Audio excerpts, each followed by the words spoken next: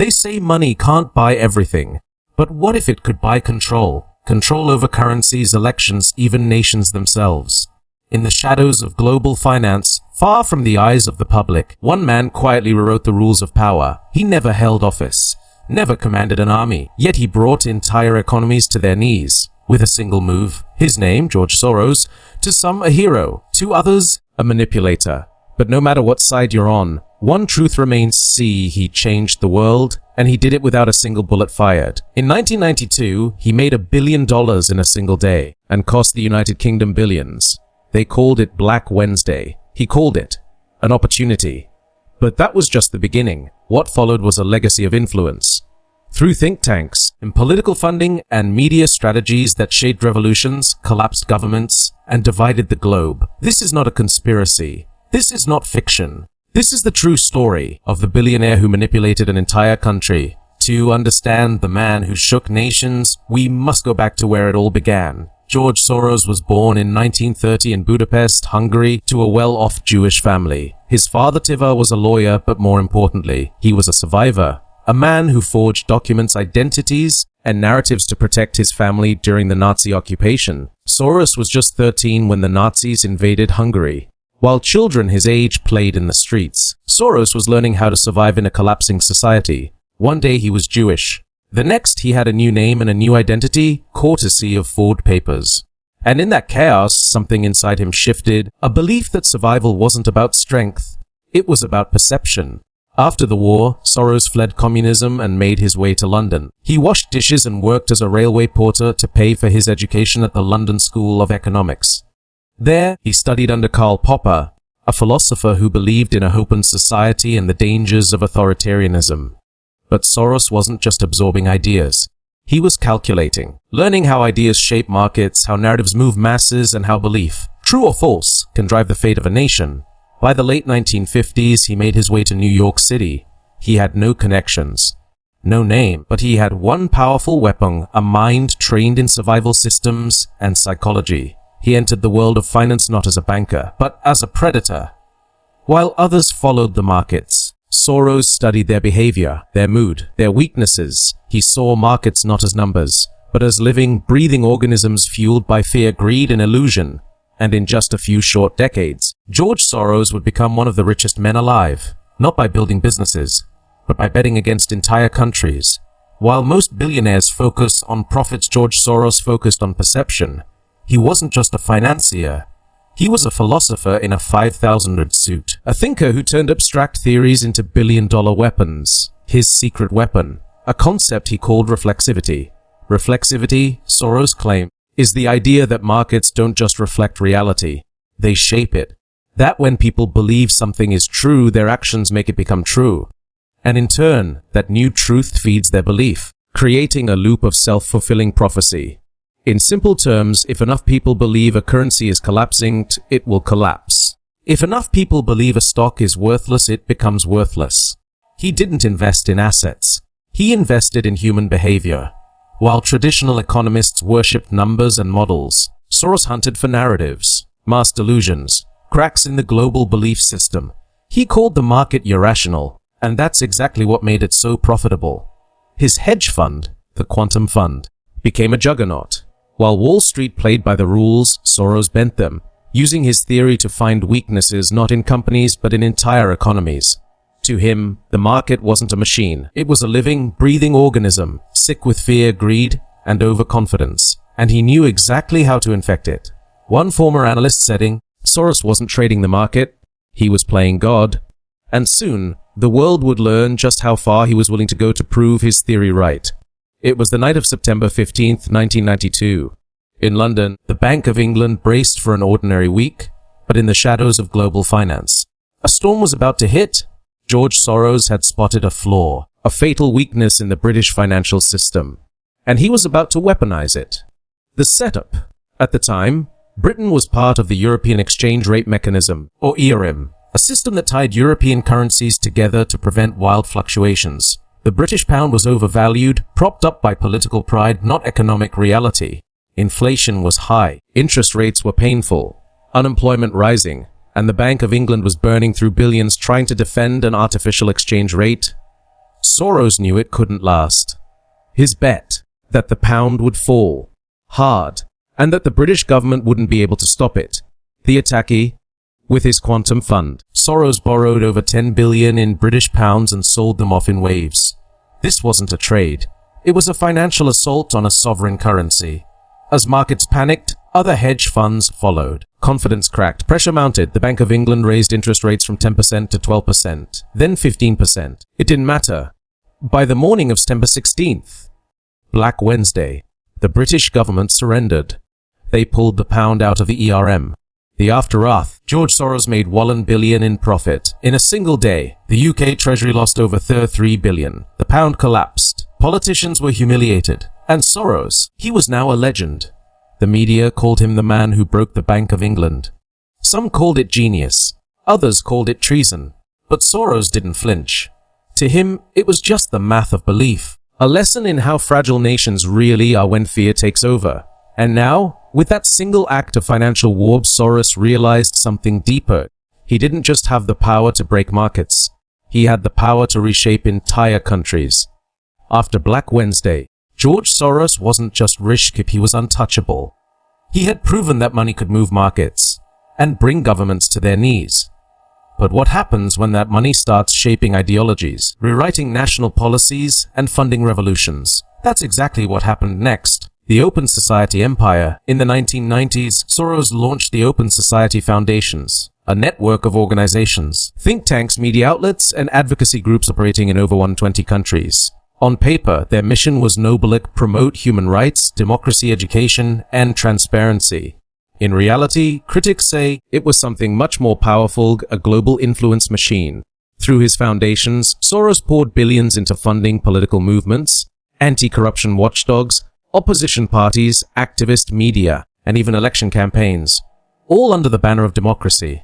Soros in action: real examples. In Georgia, Soros-backed groups played a pivotal role in the 2003 Rose Revolution, toppling a corrupt regime. In Ukraine, his network supported anti-Russian politicians long before the world was watching, influencing the Orange Revolution in 2004 and beyond. In Hungary, where Soros was born, his foundations promoted progressive reforms, until the government declared him a threat to national sovereignty. In South Africa, Poland, Serbia, Colombia, and Myanmar, Soros-funded operations helped reshape judicial systems, draft new constitutions, and train future political leaders. Strategy, not charity. This wasn't blind philanthropy. This was strategic influence. Every dollar was a seed, planted to grow ideas that aligned with Soros' vision of an open society, and erode those that didn't. He didn't need to run for office. He was building governments from the outside in. The spider's web. One former diplomat said, Soros isn't behind every NGO, but if you follow the money long enough, you'll usually end up in his foundations. That's why many leaders began seeing him not as a philanthropist, but as a puppet master. And soon, those governments began to fight back, with bans, accusations, and full-scale political warfare. Is George Soros changing the world for the better, or just bending it to his will? This question has split the world in two. To some, he is a modern-day saint, a man who uses his wealth to fight oppression, promote civil rights, and uplift marginalized voices. To others, he's a puppet master, pulling the strings of nations from behind closed doors, toppling leaders, buying influence, and destabilizing sovereign governments in the name of democracy. Two realities, same man. In the West, Soros is often praised for funding progressive causes. He supported education for underprivileged minorities, backed drug law reform, and promoted LGBTQ rights. In post-Soviet states, many saw him as the catalyst for democratic reform, giving hope to societies that had been silenced for generations. But in countries where his influence disrupted the status quo, the narrative flipped. In Hungary, Prime Minister Viktor Orban declared war on Soros, accusing him of trying to flood Europe with migrants and undermine national identity.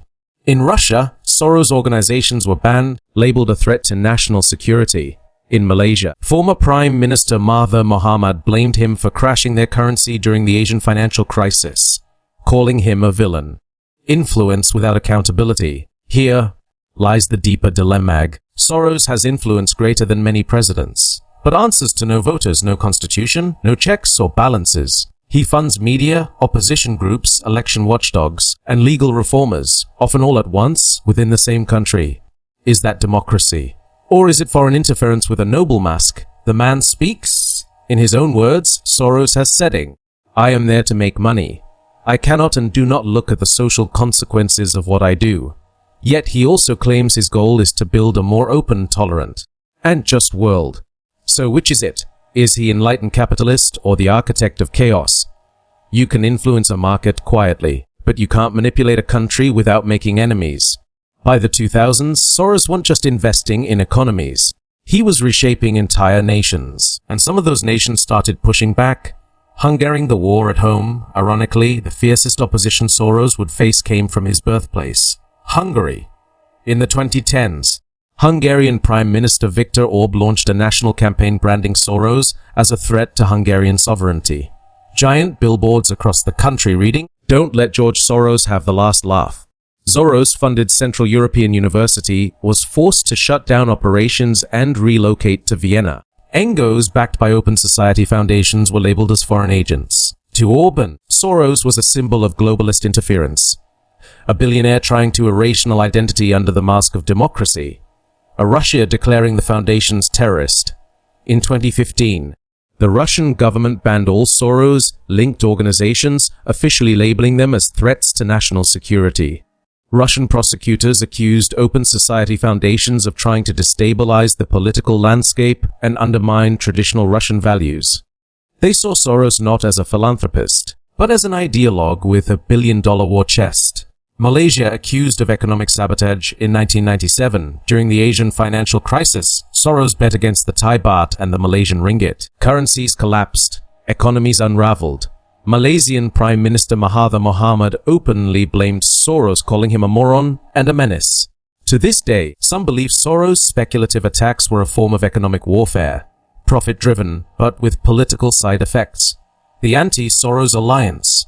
As his global influence grew, so did resistance. From Israel to Brazil, from Poland to Turkey, Soros became a boogeyman in nationalist circles, accused of funding migration, weakening borders, manipulating elections, and orchestrating revolutions. Right-wing leaders and conspiracy theorists alike painted him as the invisible hand behind civil unrest, the ultimate outsider interfering with the will of the people. Real threat or convenient scapegoat. Some of this backlash was grounded in truth, some in paranoia. But the fact remains, George Soros had become one of the few men on earth whose name alone could divide a country. He wasn't just influencing policies anymore. He was changing narratives, changing enemies, changing the definition of democracy itself. Markets move on fear. Crowds move on belief. Nations fall on illusion. George Soros understood all three. His power wasn't just financial, it was psychological. He didn't need to control people, he only needed to control the narrative. Psychological manipulation, Soros style. Soros mastered the dark psychology of control, using perception as a weapon. His strategy was simply create doubt in the system, inject a new narrative, and watch society react. He understood that people don't respond to facts. They respond to fear, emotion, and social proof. A collapsing currency, a civil rights protest, an activist news story. All become tools in the hands of a man who knows how to amplify tension. Controlling the narrative through funding media outlets, academic institutions, NGOs, and even fact-checkers. Soros indirectly shaped what people read, heard, and believed. And because he did it through decentralized networks, most people never knew the source. The power of influence was hidden in plain sight. One strategic grant to the right activist group could lead to a viral protest. One research paper funded quietly could rewrite legislation. Controlled chaos. His goal wasn't order. It was controlled chaos. Pushing society toward what he called an open society, but doing it by undermining traditional structures. In countries with weak institutions, Soros introduced new ideas, new leaders, and new causes, knowing that uncertainty breeds opportunity. In financial terms, it's called arbitrage. In psychological terms, it's called manipulation. The reflexivity loop. Weaponized. Remember his theory of reflexivity. He didn't just use it in markets. He used it in minds. Convince a nation it's in crisis, and it will behave like it's in crisis. The behavior justifies the fear, and the fear creates the reality. It's not propaganda. It's self-fulfilling engineering. Savior or social engineer. Critics say Soros creates the very instability he claims to fight, and then profits from the solutions he funds. Support for refugees but after destabilizing the region, funding civil society after attacking existing institutions, promoting transparency while hiding behind layers of non-profits. It's a psychological masterclass. Power without accountability. Transformation without consent. Whether by genius or intention, George Soros didn't just manipulate a country. He manipulated how countries think. By now, you've heard the facts. The trades, the revolutions, the accusations, the legacy. But who, really, is George Soros? A Holocaust survivor who funds anarchists. A philosopher who profits from chaos. A champion of open societies who operates in the shadows. A man who broke the British pound and then gave billions to rebuild broken nations. To some, he is a force of good, holding dictators accountable, empowering the voiceless, and pushing humanity toward a free future. To others, he is a global manipulator, destabilizing economies, undermining sovereignty, and playing with the fate of millions like pieces on a chessboard. The problem with power, the truth. Maybe Soros isn't the problem. Maybe he's just the symptom of a world where wealth equals power and where power is no longer elected. A world where unelected billionaires can change laws, influence elections, and decide who leads. Not with armies, but with algorithms, donations, and well-timed trades. George Soros didn't just manipulate a country. He manipulated the idea of what a country even is. Borders, institutions, currencies. To him, they are all levers.